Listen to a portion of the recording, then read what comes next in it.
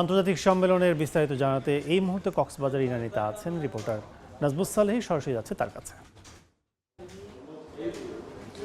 আমার পেছনে মঞ্চে যে ছেলেটি বক্তব্য দিচ্ছেন তিনি হচ্ছেন মিয়ানমার থেকে বাংলাদেশে আশ্রয় নেওয়া রোহিঙ্গা জনগোষ্ঠীর একজন।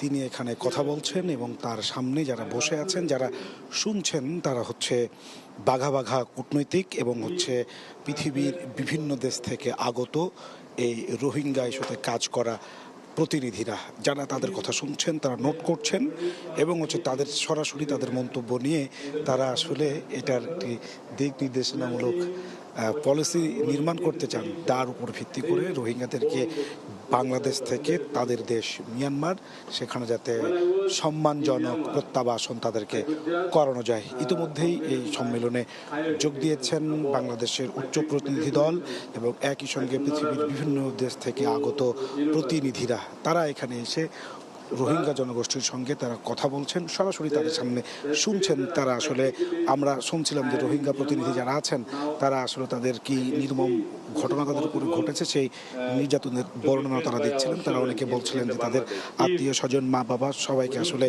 খুন করে ফেলা হয়েছে, জ্বালিয়ে দেওয়া হয়েছে বাড়িঘর। পাশাপাশি হচ্ছে যে তাদেরকে এখান থেকে ভিটা মাটি থেকে তাদেরকে উচ্ছেদ করা হয়েছে, চালানো হয়েছে নির্যাতন।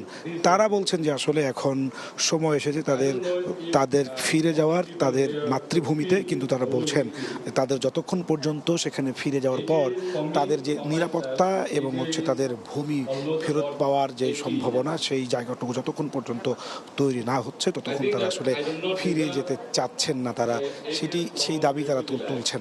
এখন পর্যন্ত যতগুলো রোহিঙ্গা কমিউনিটি থেকে যারা এখানে এসেছেন প্রতিনিধি, তাদের যে বক্তব্য আমরা শুনছিলাম, প্রথমত তারা হচ্ছে তুলে ধরছিলেন তাদের নির্যাতনের কথা এবং তারা নিরাপত্তা এবং তাদের ভূমি ফেরত পাওয়ার অধিকার তারা চাচ্ছেন।